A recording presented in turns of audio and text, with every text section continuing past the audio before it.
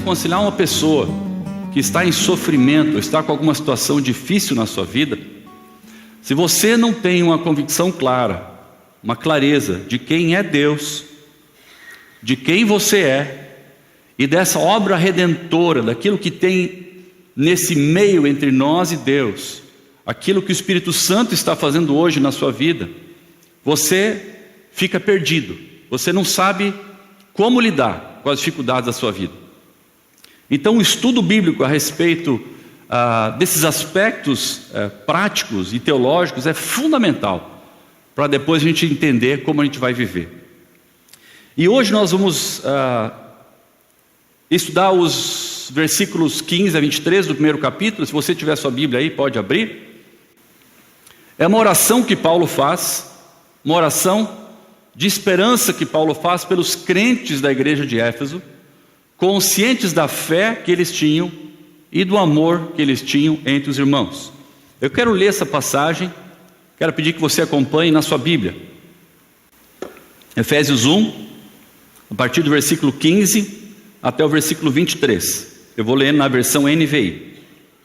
Por essa razão, desde que ouvi falar da fé que vocês têm no Senhor Jesus e do amor que demonstram para com todos os santos, não deixo de dar graças por vocês, mencionando-os em minhas orações.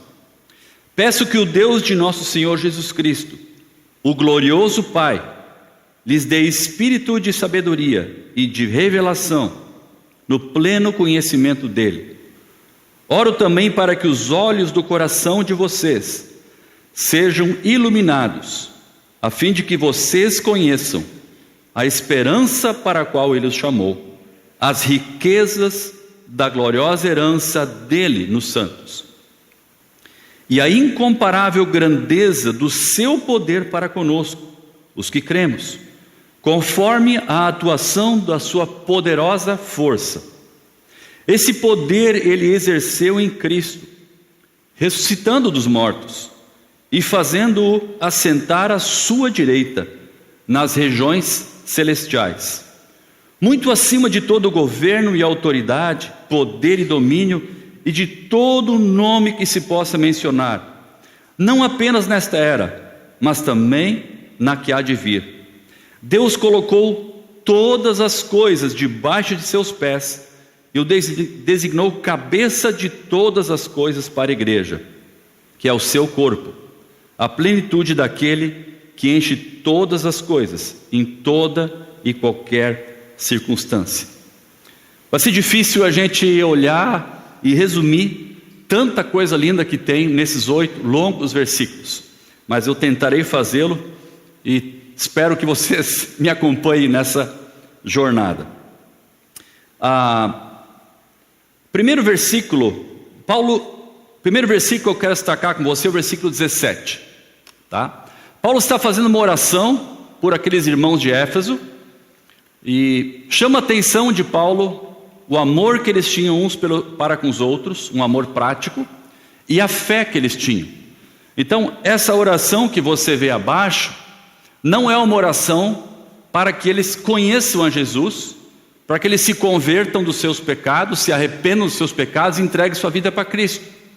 A oração que Paulo está fazendo abaixo é uma oração que visa eles atingirem o pleno conhecimento da pessoa de Deus, que eles crescessem no entendimento da obra de Cristo, no poder de Deus e na pessoa de Deus.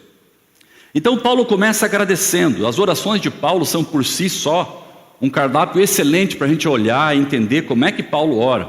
No livro de Efésios, Paulo vai orar 2 vezes, e essa é uma das orações de Paulo.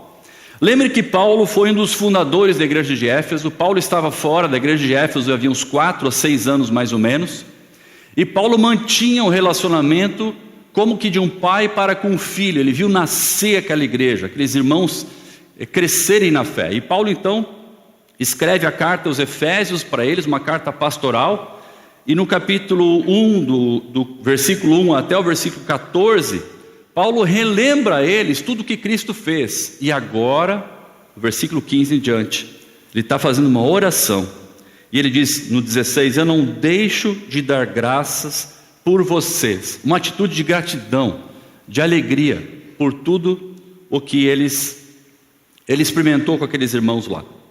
A primeira coisa que Paulo pede é um pleno conhecimento. E conhecimento de quê nessa oração de Paulo? Primeiro, da pessoa de Deus.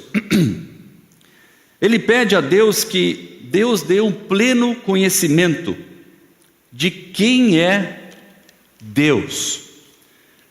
E ele pede para isso o espírito de revelação, ou uma percepção clara da realidade. Ele pede para Deus que eles entendam aquilo que está acontecendo ao redor deles, e pede para Deus tirar o véu, revelar a respeito daquilo que Deus é, para que eles compreendam mais a respeito da pessoa de Deus. Naquela época, na igreja de Éfeso, havia ainda muita influência do pensamento filosófico. Os gregos construíam a filosofia, e a filosofia se preocupava em colocar o centro no homem e a tentar entender quem você é. E o que eles diziam é: conhece-te a ti mesmo. E a ideia que Paulo está dizendo aqui é que nós temos que conhecer a Deus, conhecer mais a Deus. Há um conhecimento de Deus que Paulo fala aqui que é pleno, que é completo, que é maior do que eles tinham percebido, provavelmente até aquela ocasião. Como se Paulo pudesse dizer a eles: gente, tem mais desse Deus para nós conhecermos. Vocês conheceram a salvação? Agora há um pleno conhecimento que vocês devem buscar. E Paulo então faz essa oração para que eles possam crescer nesse conhecimento. O conhecimento na ideia judaica de Deus não é só um conhecimento como os gnósticos tinham, um conhecimento intelectual. Ok, eu sei que Deus existe, eu sei que Ele é poderoso, isso é suficiente para mim. Na ideia de Paulo, que é um judeu, o conhecimento do judeu é um conhecimento experimental, é um conhecimento prático. Ele conhece para algum fim.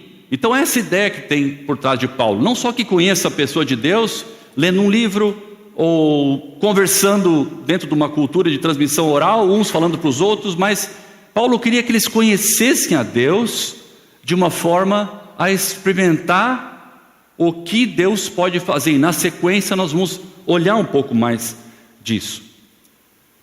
E Paulo, nessa expressão, ele de novo repete, chama Deus de Pai. Ele fala: o Pai, peço que Deus, o Deus do nosso Senhor Jesus Cristo, o glorioso Pai, lhes dê entendimento de sabedoria. Quer dizer, de novo, Paulo liga essas duas expressões, Deus e Pai, para aqueles homens naquela época, que era uma coisa completamente contraditória. Deus era poderoso, Deus vivia no alto sublime trono e não tinha nada a ver com o Pai. Pai era algo mais horizontal, algo caloroso, algo alguém que conversasse com a gente. E Paulo de novo usa essa expressão, chamando Deus de Pai. Para o judeu, como comentei a outra vez, eles nem citavam o nome de Deus, Yahweh. Na Bíblia hebraica, o nome que eles usavam era Adonai. Então Paulo quebra algumas ideias no início de que não é um conhecimento só intelectual, mas um conhecimento experimental, de que é um Deus que é Pai também. E Paulo começa a trabalhar com essa ideia, que você vê lá no slide, de um pleno conhecimento de Deus, de um conhecimento não só intelectual, mas também experimental. De novo, a gente precisa salientar aqui que a gente vive um tempo, especialmente no Brasil, de muita experiência na igreja evangélica. Eu quero sentir, me toca o calor, aquela coisa da experiência. E parece que, por um outro lado aqui, Paulo está falando que nós temos que conhecer Deus, mas não só de uma forma intelectual. Mas eu gostaria de dizer que nós, sim, temos que entender Deus de uma forma intelectual. Há como conhecê-lo pela palavra escrita, e há como experimentá-lo de uma forma real na nossa vida. As duas coisas não estão dissociadas, caminham juntas, porque, como o Beto leu antes aqui, o Deus que nós conhecemos também é um Deus Pai e um Deus de poder na nossa vida.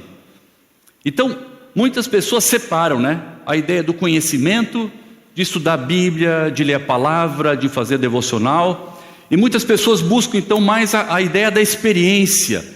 Eu quero sentir Deus comigo, eu estou sentindo agora alguma coisa. E parece que as duas coisas são separadas, mas eu vou ousar aqui dizer que elas precisam estar juntas, elas não são separadas.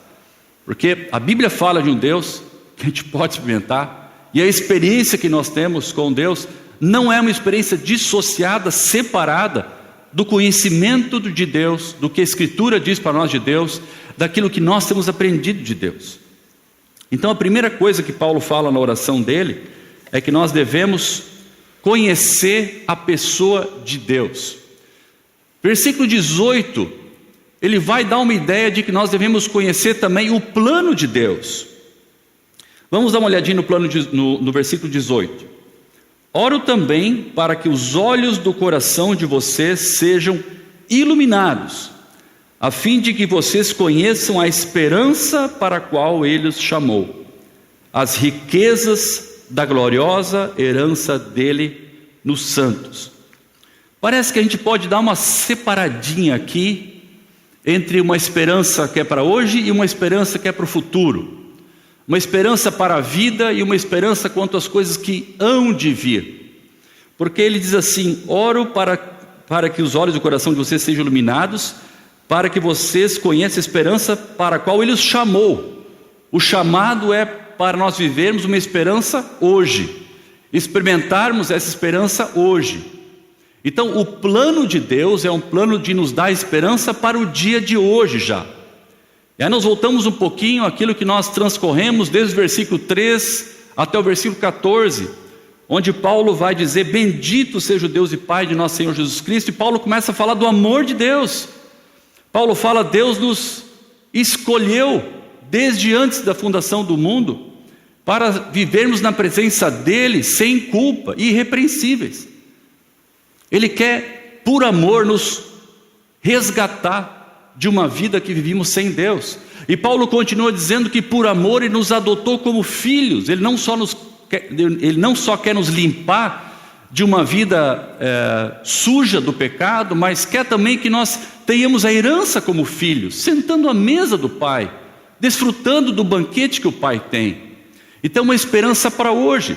E no versículo 7, o Sami falou semana passada, o apóstolo Paulo diz que Deus demonstrou esse amor prático com a gente através da pessoa de Cristo. Cristo que operacionalizou todo o plano de salvação. Ele deu o seu filho veio, o seu filho morreu por mim e por você. E termina dizendo: o Espírito Santo nos sela, nos selou com a santa promessa da presença de Deus. Como Jesus diz: eis que estarei convosco todos os dias até a consumação dos séculos. A promessa da presença do Espírito Santo de Deus em nós nos mostra que nós temos uma esperança para essa vida. A esperança não é só escatológica, futura, é uma esperança para o nosso dia a dia hoje. Sabe que no tempo de Paulo tinha um dito popular que demonstrava a falta de esperança que muitos dos antigos viviam. E talvez isso não seja tão antigo, talvez seja também atual. Mas havia um dito popular que dizia assim: a maior felicidade é não nascer, e a segunda maior felicidade é morrer ao nascer. Olha que coisa terrível. Um povo não tinha esperança, porque uma criança cresceria sem proteção, sem alimento, no meio de uma situação de calamidade, de guerra, enfim, de falta de tudo. Então havia um dito popular que demonstrava falta de esperança naquele tempo. E Paulo então vem e diz: olha, eu oro para que vocês conheçam essa esperança viva para a vida de vocês hoje. Ela é real. Estava pensando em exemplificar essa coisa da esperança para a nossa vida hoje, como uma criança que está viajando num carro. Quem já não é pai e não viajou com seu filho, seus 2 filhos, no meu caso, meus 3 filhos. Viagem longa, viagem cheia de curva, Aí você tem a batatinha frita no carro, você tem o brinquedo, você tem isso, você tem aquilo. Isso funciona nos primeiros 27 minutos da viagem, quando muito. Porque logo depois começa aquela pergunta: pai, vai demorar? Vai demorar. Quanto vai demorar? Vai demorar bastante. Vai demorar muito tempo. Mas quanto é muito tempo? Meu carro tem um relógio no painel. Eu disse, tá vendo aqui o ponteiro aqui? Vai daqui, vai ter até aqui mais ou menos. Mas isso é muito tempo, né? É muito tempo. E você fica, então, tentando explicar para a criança, resgatando na criança a alegria dessa viagem, a esperança desse trajeto, dizendo que quando chegar lá, vai ser legal. Por quê? Porque nós vamos para um lugar onde talvez os primos estejam lá, vai ter brinquedo, vai ter os amiguinhos, o vô e a avó vão estar esperando. O destino nosso é um destino legal. Mas se a criança está dentro do carro ali e é inquieta em relação ao destino, eu acho que quando Paulo fala que nos chamou para uma vida de esperança hoje, acho que o exemplo da criança exemplifica bem, porque nós somos essas crianças impacientes que sabemos das promessas que Deus tem para nós no futuro, mas a gente acha que está demorando demais, que não vai dar certo, e daqui a pouco eu estou abrindo a porta do carro e quero descer e seguir a pé, porque eu me sinto melhor inclusive. Acho que a ideia da criança mostra um pouco como nós somos na verdade. Mas o papel do pai é dizer: filho, permanece no carro, papai e mamãe estão aqui, vamos cantar juntos uma música, por favor Suzy, conta uma história, e encorajando dia a dia, hora a hora, todo o período, a continuar nessa mesma direção. Esperança viva. Tem uma palavra no final, ele fala as riquezas da gloriosa herança dele nos santos, nesse versículo. É uma herança, uma esperança quanto ao futuro. Mas o que eu acho interessante é que não é que a herança não se trata de nós recebermos uma herança. A herança é de Deus e nós somos a herança de Deus. Ele nos resgatou, Ele nos comprou por alto preço, e a alegria dele é viver um dia na nossa presença. Nós somos os benditos, a herança viva dele, os santos, os separados para um propósito. Essa é a grande herança de Deus. Lembre lá no versículo 3 do capítulo 4, do capítulo 1, diz ali: porque ele nos escolheu nele antes da fundação do mundo, para sermos santos e irrepreensíveis, aonde? Na sua presença. Há um projeto, um plano de futuro de Deus, um plano escatológico de Deus, de um dia vivermos juntos, Ele como Rei, nós reinando junto com Jesus Cristo, e nós na presença de Deus, vivendo face a face com esse Deus Todo-Poderoso. Nós somos a herança dele. Os mais jovens podem rir um pouco de mim agora, porque eu vou fazer uma ilustração de uma sériezinha que eu vi no Netflix, The Last Kingdom. Eu gosto muito de filmes épicos que relatam essa história dos reis, da luta que havia entre esses reis.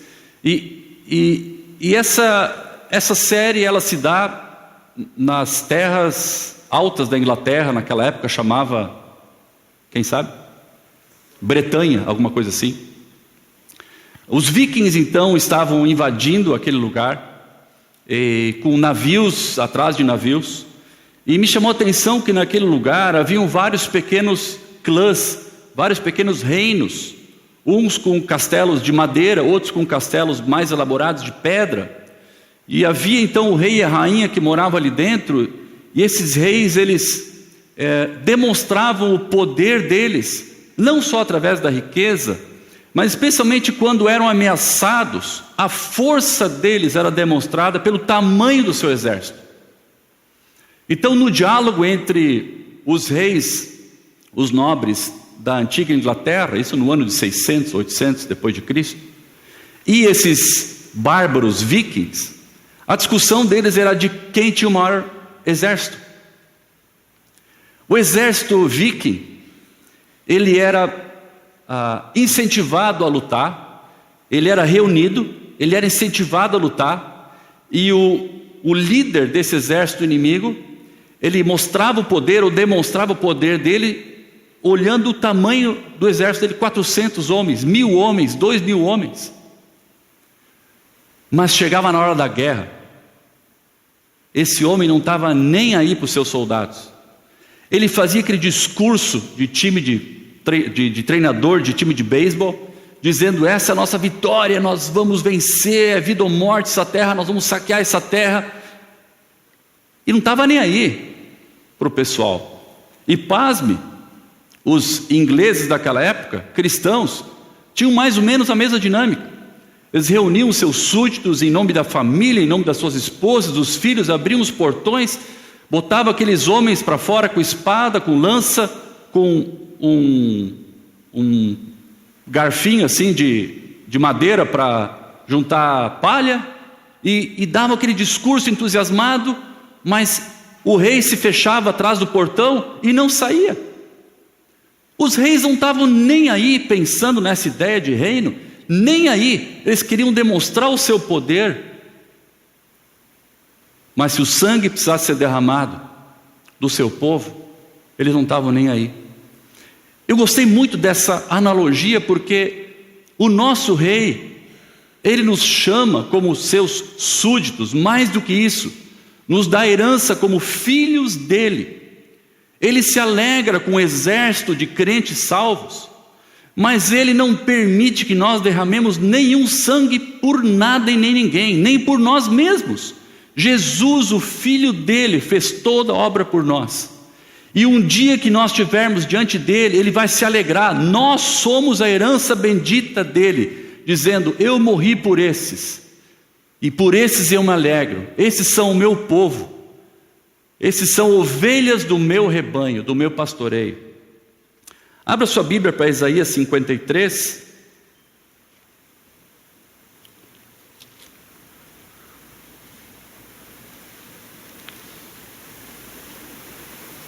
Isaías 53, versículo 11. É uma profecia a respeito de Jesus Cristo, mas veja o que está escrito ali, vê se não fecha com essa esperança que Paulo fala. Isaías 53, 11 diz assim: depois do sofrimento de sua alma, está falando de quem? Jesus. Ele verá a luz e ficará satisfeito. Pelo seu conhecimento, meu servo justo justificará a muitos e levará a iniquidade de muitos. Jesus ficará feliz de ver que o penoso trabalho que ele teve na cruz trouxe uma riqueza incontável para o Pai dele. Ele diz: o meu trabalho foi muito bom, muitas pessoas foram salvas, e ele vai ficar satisfeito, diz a Bíblia. Nós um dia vamos viver na presença desse Deus, ele nos escolheu para isso. Então é importante que nós entendamos que o plano de Deus é que nós vivamos com uma esperança aqui, para o dia de hoje, para a sua segunda-feira, que você nem feriadão não vai ter. Lá tem esperança para você, mas também uma esperança de futuro, onde um dia a gente vai viver diante da presença desse Deus glorioso, como pessoas redimidas, e ele vai bater no peito dizendo assim: esses aqui são a minha herança bendita, enviei meu filho, e eles creram, e eu os salvei até aqui, eles estão aqui, esse é meu povo, e todo joelho vai se dobrar diante de Deus, inclusive aqueles que não creram. Amém? Agora, vamos voltar para Efésios 11.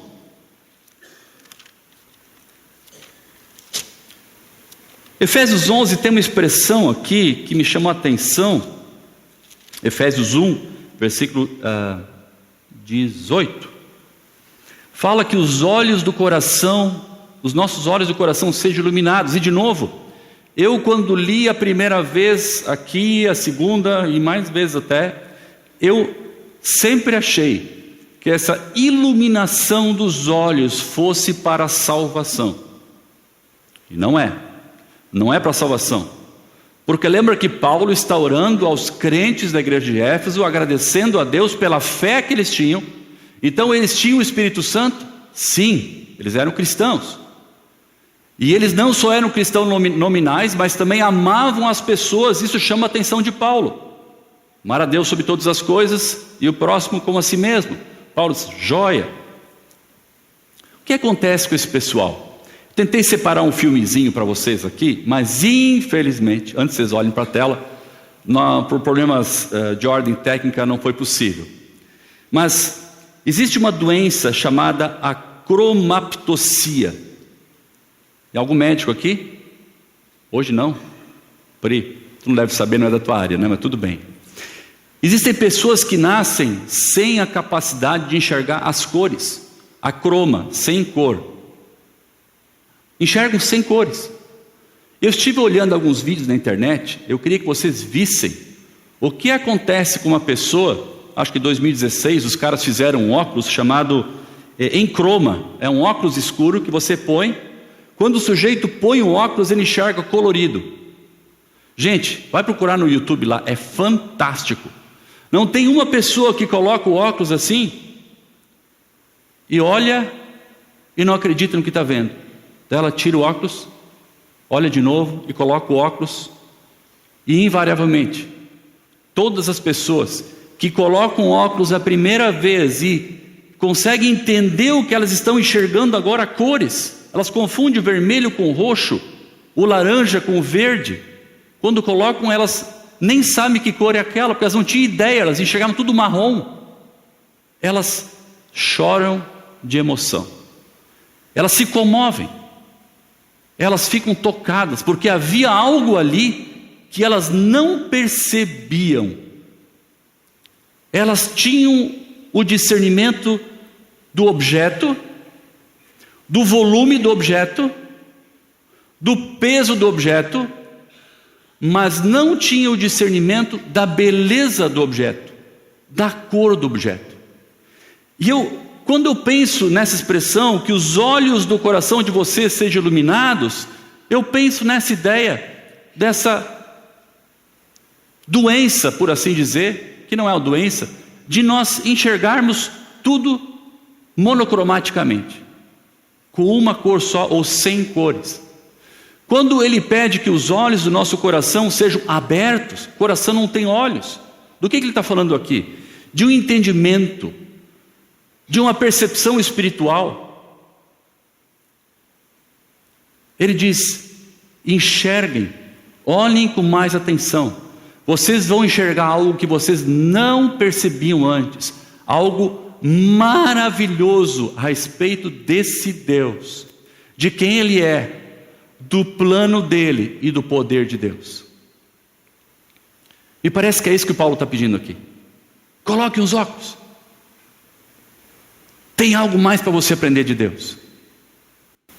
Versículo 19 e 20, Paulo vai falar a respeito do poder de Deus, pedindo que nós tivéssemos também o pleno conhecimento, ou o discernimento, de que esse Deus é um Deus diferente, um Deus poderoso. O que me chamou a atenção estudando esse texto, é que só no versículo 19, Paulo vai usar 4 vezes, 4 palavras diferentes, para ilustrar a ideia de poder. A primeira palavra que você vê lá, aqui, é dínamos, ou dinames, que vem a palavra dinamite. Paulo vai usar essa palavra, que o poder de Deus é dínamos. Depois Paulo vai usar a palavra energeia, que é essa palavra aqui. Depois Paulo vai usar essa palavra aqui, kratos, que significa força, ou grande força. E depois tem uma palavra ainda que Paulo usa, que é ichios, que é essa última palavra aqui. Todas elas no versículo 19. Paulo não tem mais nenhuma palavra para usar para falar a respeito do grande poder desse Deus, O que o apóstolo Paulo está tentando fazer é usar todas as palavras que ele conhecia para dizer: esse Deus que eu oro para que vocês conheçam Ele, para que vocês conheçam o plano de resgate de amor desse Deus, não é um deusinho qualquer, não é a deusa Ártemis ou a deusa Diana, que eram deuses para eles também, eram entidades espirituais. Não, é o Deus diferenciado, o único Deus, o Deus de todo o poder. Isso faz toda a diferença, porque no contexto de Efésios você vai ver muito a ideia de uma luta espiritual acontecendo. Há uma luta espiritual acontecendo entre Deus e Satanás.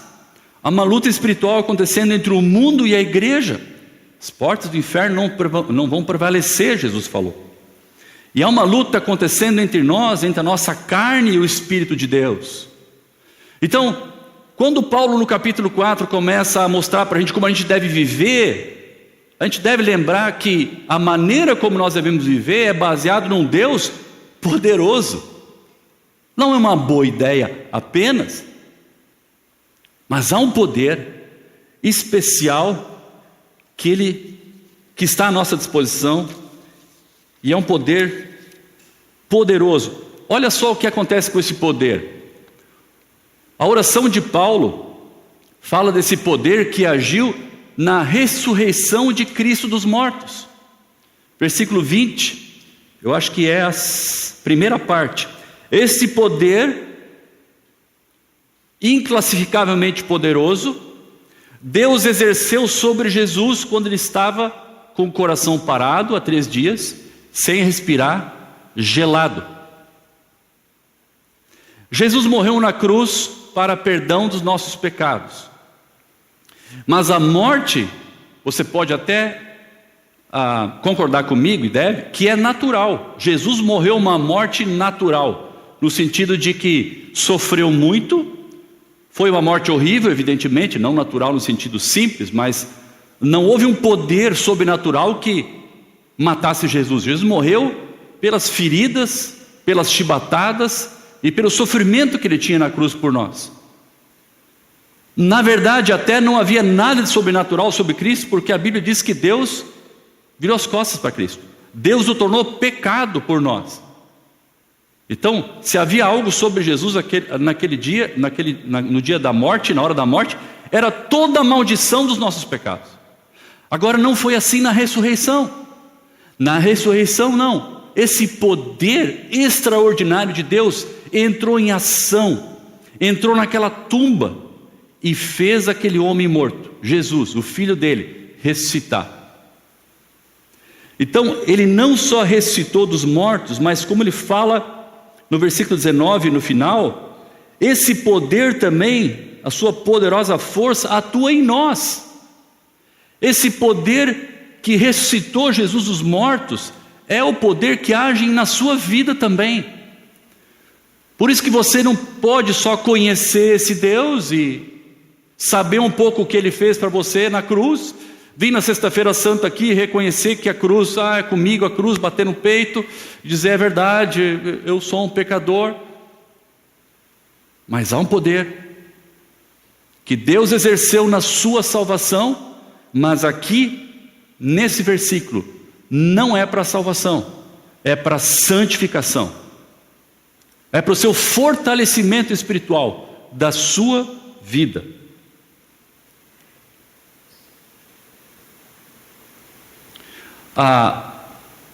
Cristo também usou esse poder, versículo 21, diz ali, e colocou-lhe muito acima de todo governo e autoridade, poder, domínio e de todo nome que se possa mencionar, não apenas nesta era, mas também nas eras, também na que há de vir. Então, o que ele fez ali foi colocar Jesus acima de toda autoridade e colocou-lhe como rei acima de todo principado e potestade. Na NVI fala aqui que ele colocou acima de todo governo, autoridade, poder e domínio. Mas nas Bíblias mais antigas, as palavras usadas aqui são principados, potestades e dominadores deste mundo. Os anjos são organizados com uma certa hierarquia. Tem os arcanjos, os anjos. Os demônios também são organizados com certa hierarquia. Há os principados, que são ordens angelicais malignas, superiores. Esses são os principados. Potestades são governantes angelicais, malignos, subordinados a esses principados.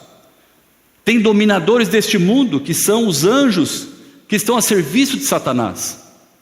Então há um mundo espiritual, que a Bíblia fala aqui, e que o poder de Deus colocou Jesus acima de todos os poderes que existem e que existirão.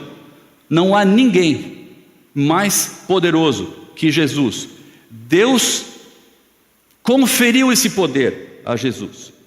E não só isso, mas Deus o fez também, constituiu ele o Senhor da igreja e do universo. Versículo 22. Deus colocou todas as coisas debaixo dos seus pés e o designou cabeça de todas as coisas para a igreja. Então, o senhorio de Cristo, ele é absoluto, ele é pleno.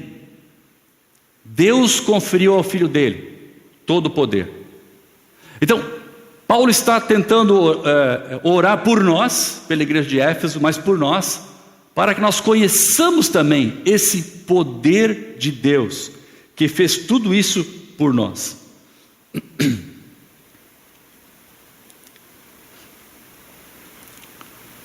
A oração de Paulo, nesses versículos do 15 até o 23, vai pedir para Deus, para que nós tenhamos um pleno conhecimento, como eu disse, da pessoa de Deus, do plano de Deus e do poder de Deus. Talvez você tenha vindo comigo até aqui e dito assim, ok, eu não tenho dúvida a respeito disso. Mas eu quero lembrar você que a última frase que eu coloquei ali no slide, para viver de modo digno da vocação que foram chamadas, é o versículo 1 do capítulo 4 de Efésios.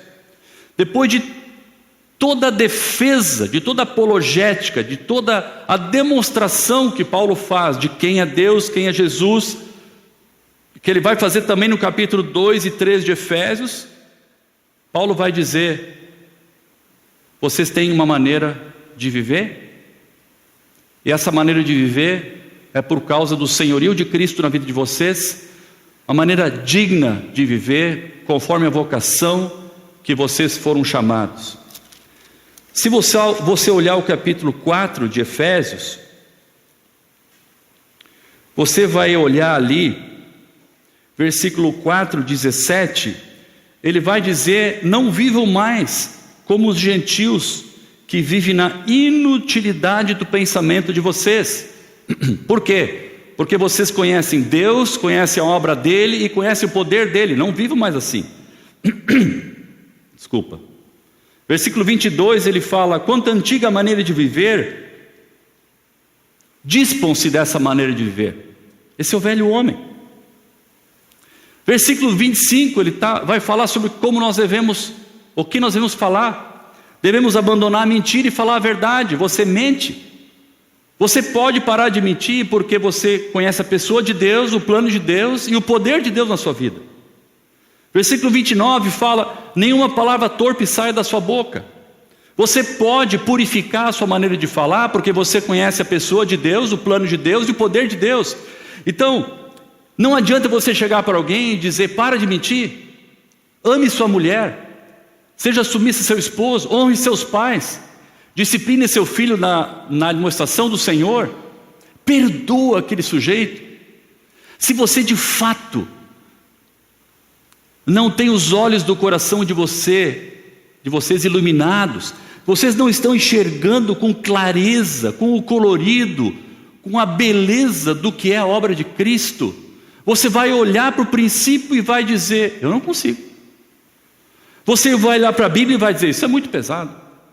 Você vai olhar para o que Deus tem para a tua vida e você vai dizer: isso é impossível de atingir. Não é. Porque Deus quer fazer de você a bendita herança dele. Deus quer trabalhar na sua vida e santificar o seu coração, purificar de toda injustiça, como diz 1 João 8, 9. Porque Ele quer viver contigo na tua presença. Então é possível, porque esse é o plano de Deus na sua vida.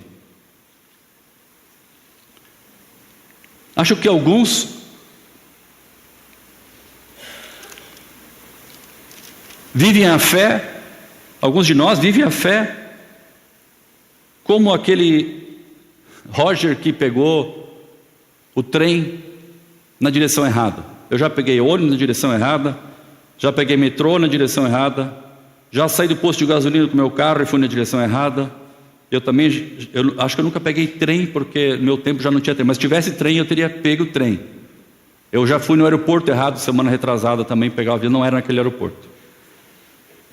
Mas há pessoas que, como você já deve ter experimentado, estão sentados no vagão do trem e aquele display aparece luminoso informando o destino que o trem está indo, e você se dá conta que pegou o trem errado, não é naquela direção. Eu, quando era pequeno, quando acontecia isso, eventualmente eu pegava o ônibus errado saindo da escola, eu ficava nervoso porque eu só tinha aquele dinheiro da passagem. Eu tinha que conversar com o cobrador para ver se eu podia passar por baixo ou me deixava sair. Naquela época era por trás, né? Mas eu ficava tenso, eu ficava apavorado. Onde é que esse ônibus vai me levar? Acho que tem alguns aqui que estão rindo porque vocês devem ter dormido já dentro do ônibus, é pior ainda, né? Quando acorda está no lugar errado.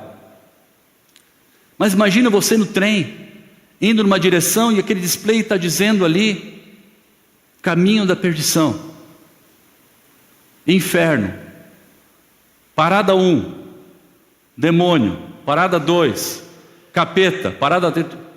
Cara, eu tô indo não é por aqui que eu tenho que ir. Eu tô errado no caminho. E alguém chama a atenção sua, ou você se apavora e cai fora desse trem. Para na primeira estação e você desce do trem e senta naqueles bancos, né? Aqueles bancos da estação de trem antiga, de madeira, aquelas ripinhas assim. Você pega essa sacola, coloca em cima do colo e pensa: ufa, escapei desse trem. Não vou mais para aquele destino horroroso que estava escrito ali, que nem vale a pena repetir aqui. O destino desse trem era o inferno. Eu escapei do inferno. E você então se contenta, sentado naquela estação, dizendo: escapei. E se passa alguém para perguntar para você, você diz assim: olha, eu estava no caminho errado. Cuidado para não pegar aquele trem, cara. Aquele trem ali vai para um lugar terrível. Tá bom? Eu estou bem agora aqui, que bom, que joia. Aí você percebe que tem um trem passando na direção contrária. E você não pega aquele trem na direção contrária. Aquele trem na direção contrária é um trem que todos nós que um dia saímos do trem errado, devíamos ter pego esse trem para seguir na direção correta. É uma outra direção. Não é na direção da perdição. É na direção onde reside toda a esperança, onde reside toda a beleza, onde a Bíblia fala que a plenitude dos tempos vai revelar o amor todo que está guardado para nós ali, e quem está nos esperando do outro lado. Esse é um trem que todos nós devíamos entrar, mas eu temo que a maioria de nós, ou muitos de nós, talvez estejam sentados na estação de trem, felizes porque mudaram a sua direção. Talvez vão ser salvos. A Bíblia diz que muitos terão suas obras provadas e serão salvos. Mas há uma esperança viva para nós vivermos já hoje. Há um poder de Deus disponível para a sua vida, sensacional, hoje. O plano de Deus, você tem que relembrar o plano de Deus. O plano de Deus para a sua vida não foi um plano qualquer, não. Foi um plano que exigiu muita atuação de Deus e um amor incrível dele por nós. Você lembra da passagem do filho pródigo? Pai, pequei contra ti, não sou digno de ser chamado teu filho. O que o pai pródigo na verdade diz? Dá roupa limpa, dá banho, põe um anel e vamos para a festa. É esse o amor que o Senhor demonstrou por você. E você está sentado na estação esperando o quê? Põe os óculos e enxergue aquilo que você não está vendo ainda. Tem algo mais para você descobrir de Deus. Tem uma transformação linda de vida que Deus tem preparada para todos aqueles que amam. E essa transformação ela é tão poderosa porque diz que Deus colocou Cristo, versículo 22, como cabeça de todas as coisas para a igreja, que é o seu corpo, a plenitude daquele que enche todas as coisas. Queridos, a congregação dos santos, santificados, cheios do Espírito Santo de Deus, é um corpo que vai representar esse amor, esse poder, esse plano de Deus na sociedade. Nós somos chamados para viver como família de Deus, como igreja de Cristo. E o cabeça, que é Cristo, está intimamente ligado com o corpo, que é a igreja. E aqui diz que a plenitude, Jesus enche-nos com a plenitude de todas as coisas, em toda e qualquer circunstância. Então, a expressão do amor de Deus se dá pela igreja. O rosto de Deus, ele é percebido pelo sorriso da igreja na sociedade. Quando nós vamos lá fazer mutirão na escola, é o braço da igreja que vai lá, é o corpo de Cristo demonstrando o amor ali. Por isso que Deus quer nos reunir, uma congregação, uma reunião, uma família, uma igreja, um corpo transformado. Saia da estação, embarque no outro trem e vá rumo à esperança, por favor. Coloque o óculos para enxergar o colorido que você não está enxergando. Você está acostumado a enxergar da mesma cor e acha que está bom assim? Não. A oração de Paulo é que Deus te encha do pleno conhecimento de quem Ele é. Eu quero fazer um apelo agora para consagração. Como diz o gaúcho, curto e grosso. Porque eu acho que tem muitos de nós que estão vivendo essa vida e cansados de estar sentados na estação. E o chamado de Deus para nós hoje é que nós possamos experimentar de novo, relembrar quem Ele é, o plano dEle e o poder dEle para nós. Se você quer algo mais de Deus na sua vida, se você quer experimentar essa transformação, se você quer enxergar colorido, se você quer sair desse banco da estação e entrar num outro trem, seja o que tiver na sua vida, seja o que estiver acontecendo contigo, faça essa oração comigo agora.